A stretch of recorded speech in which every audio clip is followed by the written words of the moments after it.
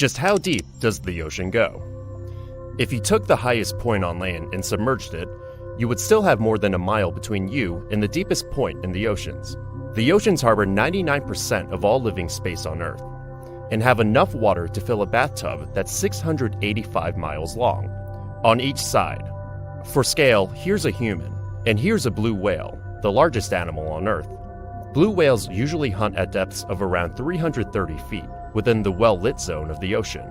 Deeper down, at 700 feet, the USS Triton became the first submarine to circumnavigate the Earth in 1960. At 831 feet, we reached the deepest free dive in recorded history. Down here, the pressure is 26 times greater than at the surface, which would crush most human lungs. But whales manage it, diving to a max depth of 1,640 feet where they hunt giant squid. At 2,400 feet, we reach the danger zone for modern nuclear attack submarines. Any deeper, and the submarine's hull would implode.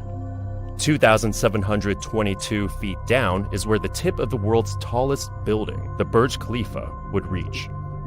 A little farther, at 3,280 feet, we're deep enough that sunlight can't reach us. We've now entered the midnight zone. Many animals down here can't see, like these eyeless shrimp at 7,500 feet who thrive near scalding hot underwater volcanoes. At this depth, temperatures are just a few degrees above freezing, but the waters around hydrothermal vents can heat up to 800 degrees Fahrenheit. 9,816 feet is the deepest any mammal has been recorded swimming, the Cuvier beaked whale. But not even the Cuvier beaked whale could explore the RMS Titanic, which rests at a staggering depth of 12,500 feet. The pressure is now 378 times greater than at the surface. Yet you can still find sea life like the fangtooth, hagfish, and Dumbo octopus, the deepest living octopus on Earth. At 20,000 feet is the Hadal Zone, an area designated for the ocean's deepest trenches, like the Mariana Trench. If you tipped Mount Everest into the Mariana Trench, its summit would reach down to 29,029 feet.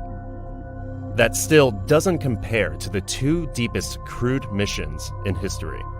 In 2012, director James Cameron descended to 35,756 feet for the Deep Sea Challenger mission.